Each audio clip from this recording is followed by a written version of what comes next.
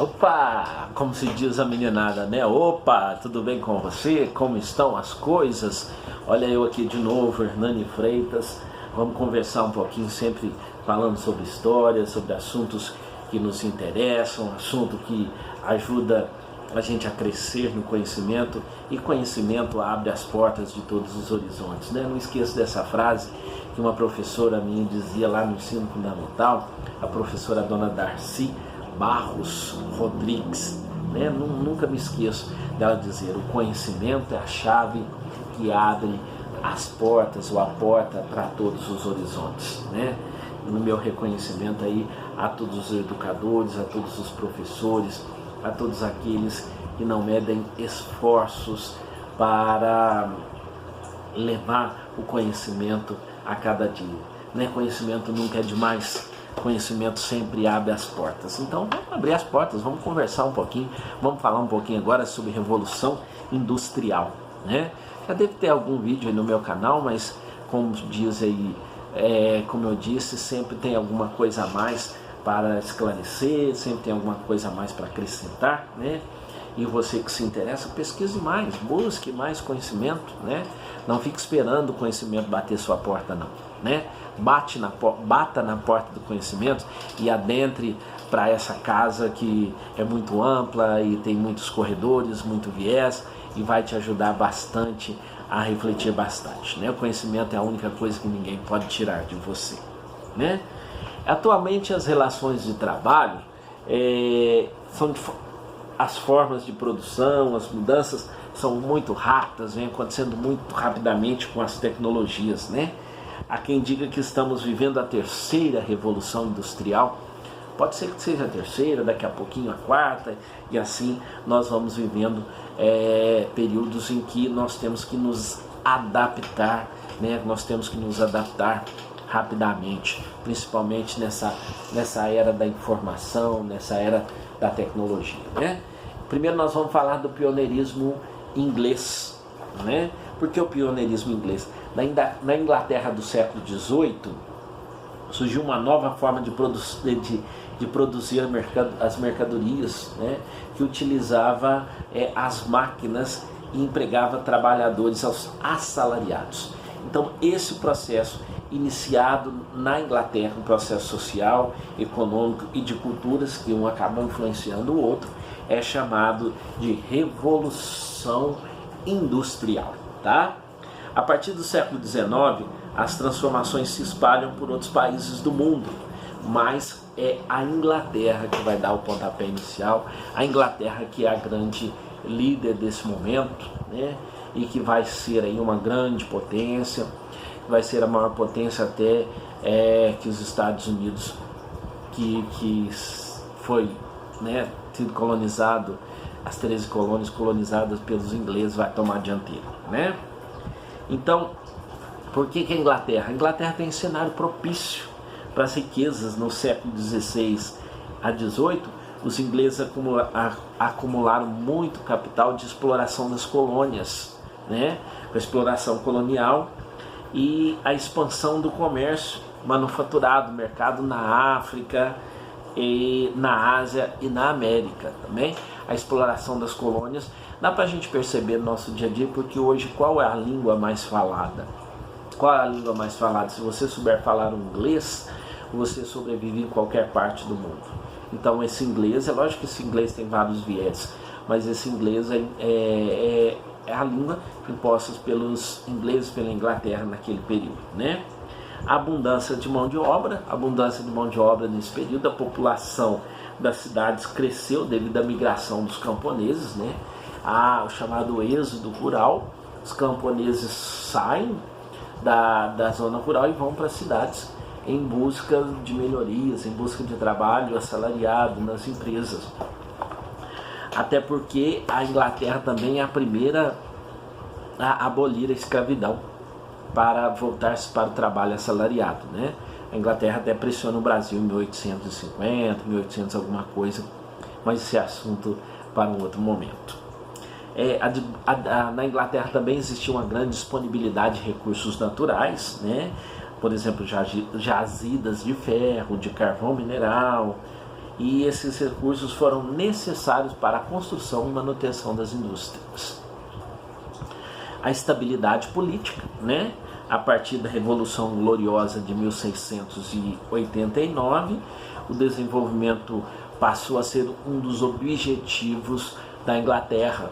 Então esse desenvolvimento também é necessário que haja competência econômica, que haja mercado consumidor, que haja um monte de coisa. E a Inglaterra tinha um viés econômico muito grande e ela tinha, como se diz, essas vantagens, né? A forma de produção. A Revolução Industrial é marcada pelo desenvolvimento das máquinas e a substituição do trabalho manual, do trabalho artesanal, né? O trabalho artesanal vai ser explicado e vai ser falado pelo economista Adam Smith, né? Por exemplo, um artesão que fazia alfinetes em uma oficina executava diversas tarefas, como endireitar o arame, cortá-lo e tal. E muitos artesãos eram donos da matéria-prima da oficina e depois eles não passam a ser donos mais da sua ferramenta de trabalho, né? Eles passam a vender o seu trabalho, né? Então, nós chamamos isso a venda do trabalho, né? O trabalho passa a não pertencer mais ao trabalhador, né? Ele vende a sua força de trabalho. O trabalho se transforma em mercadoria quando ele pode ser comprado ou vendido, né? Quando ele pode ser comprado ou vendido. Então há uma distribuição de trabalho por série, né? Nós chamamos o Adam Smith pai do liberalismo econômico. E nós temos um período aí chamado de maquinofatura. O que é a maquinofatura? É a forma de produção que se aprofundou no trabalho e produção através das máquinas, né? A burguesia, os patrões, eles eram os donos das matérias-primas e das máquinas e das fábricas. E aí o proletariado, né? O nome difícil de ser falado, que eram os operários, quem vendiam a sua força de trabalho em troca de um salário. Então o trabalho não pertencia a eles. No momento em que eles vendem, no momento que nós vendemos a nossa força de trabalho, o trabalho não pertence a nós, o trabalho pertence a quem comprou essa força de trabalho, né? Então a invenção de novas máquinas foi patrocinada pela burguesia, né? Por alguns governos que aceleraram esse processo, né? A primeira revolução industrial que nós vemos, ela acontece entre os séculos 18 e 19, e ocorreu o processo chamado de primeira revolução industrial nesse período, né? Marcados pela invenção do tear mecânico, já que o tear mecânico era capaz de fabricar tecidos de lã e de algodão e utilizava sobretudo a lã produzida na Inglaterra e o algodão produzido nas colônias britânicas da América e da Ásia, né? No começo do século XIX, nós temos aí, foram criados o navio e a locomotiva a vapor. E essas máquinas diminuíram o tempo da viagem, né? Hoje nós conhecemos tantas inovações, né? Celular. Quem imaginava que nós íamos poder andar com o celular no bolso, capaz de navegar na internet, essas coisas todas, falar em qualquer parte do mundo, né? Quem imaginava que nós íamos poder pegar um avião e cortar os 4 cantos do planeta, e máquinas sofisticadíssimas, né? Você transferir dinheiro de um banco para o outro rapidinho, né? Rapidinho cai na sua conta. Então quem ia imaginar isso tudo? Isso tudo tem origem lá na Revolução Industrial, né? O percurso na cidade de Londres, na Inglaterra, e Glasgow, na Escócia, levava 12 dias a cavalo, no século XVIII passou a ser feito em 2 dias de trem. Então a modernidade vai aumentando demais, né? A segunda revolução industrial é a partir do século XIX, tá? 19, que ocorre a revolução industrial. A indústria se expandiu por vários países da Europa, por exemplo, Bélgica, França, Alemanha e Itália, e outros continentes como os Estados Unidos, na América, e o Japão na Ásia, né? Então esses países se tornaram grandes potências capitalistas, e grandes mercados, distribuidores, produtores e consumidores também. O Brasil vai demorar um pouquinho mais, né? O Brasil, nós vamos ver que ele tem Barão de Mauá, e aí vai afinar com a indústria mesmo a partir da chegada de Getúlio Vargas ao poder, a partir de 1930, que é um outro assunto também que você pode ver no vídeo aí que eu tenho gravado aí no canal, que é a Era Vargas, tá bom? Então, entre os séculos 19 e 20 foram produzidos os primeiros aviões, automóveis modernos. Também nessa época foram criados o telégrafo, o telefone, o rádio, o cinema e a televisão, né? Olha, para vocês verem, será que nós teríamos condições hoje de ficar em casa sem a televisão, sem o rádio? O rádio é bem mais antigo, né? E muita gente afirmava que o rádio ia deixar de ser na modernidade agora, nos tempos da idade pós-contemporânea. Alguns historiadores já chamam essa idade nossa de idade pós-contemporânea,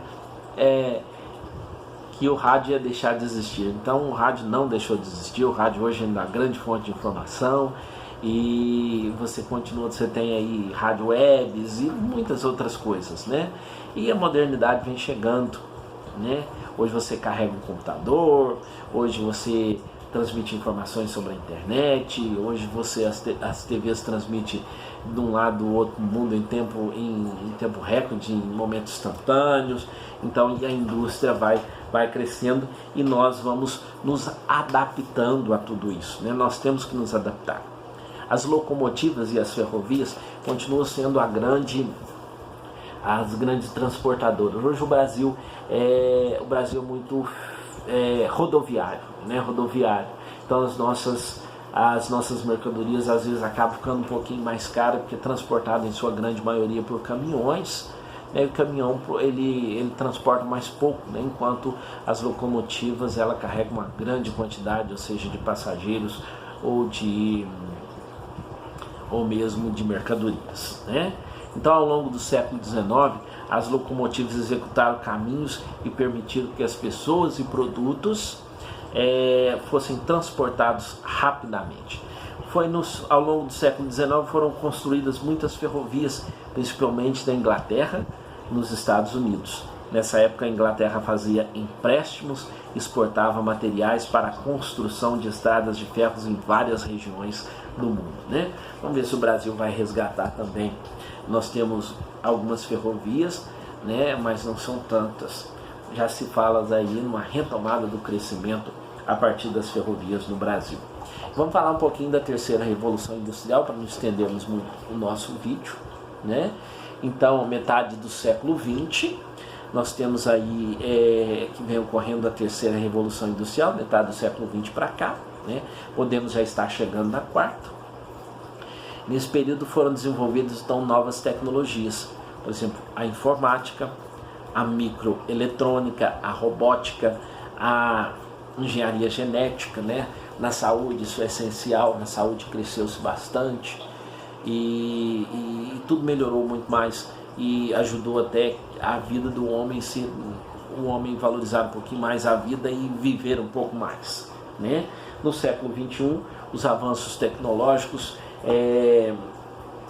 de biotecnologia, né, e da informática oferecem soluções para graves problemas, né, rapidamente, como a fome e vários tipos de doenças que atormentavam a humanidade. Então o desafio para resolver esses problemas depende mais das decisões políticas e éticas do que das tecnologias disponíveis, né? Às vezes nós precisamos tomar decisões rapidamente, e às vezes nossos governantes ficam demorando demais a pensar, demorando demais, e aí, né, aí nós temos graves problemas. Então os impactos dessa revolução, ela impacta muitos trabalhadores, né? Nós temos um período lá que os trabalhadores quebram as máquinas e temos trabalhadores que às vezes ficam desempregados por não ter um conhecimento maior, né? Então eu não vou entrar nesse viés do movimento operário para falar sobre a vida trabalho nas fábricas, né, que era na época mais ou menos de 12, 15 horas por dia, não tinha essas leis trabalhistas, essas coisas que nós temos, mas que pode ser estudado em um novo vídeo, em uma nova aula, em um novo comentário, em um novo assunto que você pode pesquisar aí, viu? Espero que você tenha aprendido, que tenha gostado, que tenha aprendido um pouquinho aí da Revolução Industrial e que fique um pouquinho mais curioso, né? Quanto mais curioso, melhor. Quanto mais conhecimento você obter, melhor. E quanto mais você pesquisar, mais você vai aprender sobre o assunto da Revolução Industrial. Essa revolução que está acontecendo sempre, né? Que vai continuar acontecendo à medida que o ser humano descobre novas coisas, à medida que os nossos cientistas, um grande abraço aos nossos cientistas, aqueles que pesquisam ciências, aqueles que pesquisam novas descobertas, né? Que são necessários para que nós continuemos sobrevivendo, para que nós continuemos vivendo com harmonia, com paz e com dignidade, sempre em busca de algo bom, igualitário para todas as pessoas, não é verdade? Então, um grande abraço para você, eu volto no próximo assunto e compartilhe aí com os nossos amiguinhos, tá bom? Tchau, tchau!